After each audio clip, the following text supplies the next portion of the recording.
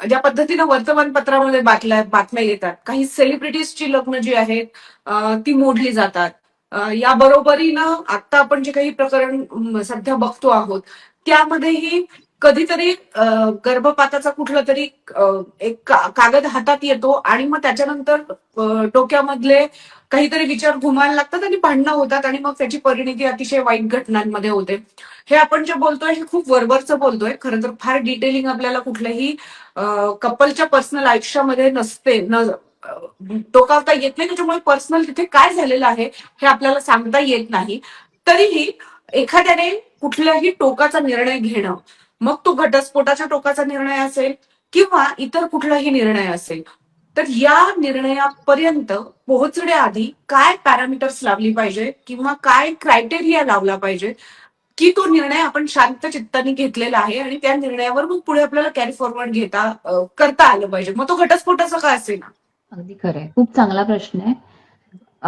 कसं होतं की आपण बऱ्याचदा जेव्हा भावनांच्या खूप इमोशनल टर्मॉइल मध्ये असतो, म्हणजे खूप भावनिक झालेलो असतो, एखादी गोष्ट आपल्याला कळते आणि आपण कधी कधी खूप पटकन निर्णय घेऊन मोकळे मोकळे होतो. आणि कधी कधी जेव्हा आपण शांत होतो काही दिवसांनी, तेव्हा आपल्याला कधी कधी रिग्रेट होतो त्या निर्णयाबद्दल, की अरे मला हे नको करायला पाहिजे होतं, मी असं नको वागायला पाहिजे होतं. किंवा कधी कधी जेव्हा आत्महत्येचा लोक विचार करतात, एवढा टोकाचा विचार येतो मनात, तर त्यावेळेला आम्ही नेहमी सांगतो की जेव्हा खूप तुम्ही इमोशनली डिस्टर्ब असता तेव्हा कुठलेही महत्वाचे निर्णय घेऊ नका. आत्महत्येचे विचारही काही मिनिटांसाठी खूप स्ट्रॉंग असतात.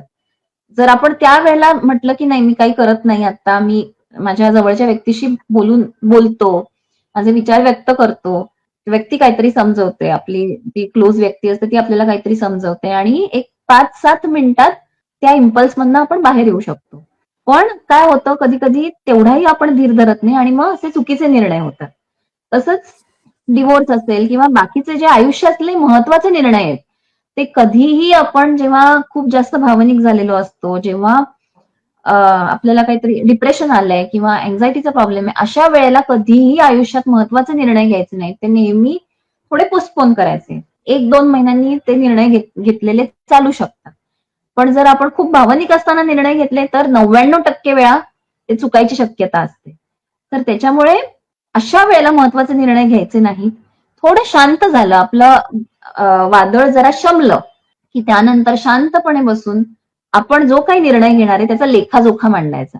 कॉस्ट बेनिफिट अनालिसिस करायचं, की प्रत्येक निर्णय शेवटी it comes with a price. काहीतरी किंमत आपल्याला मोजावीच लागते.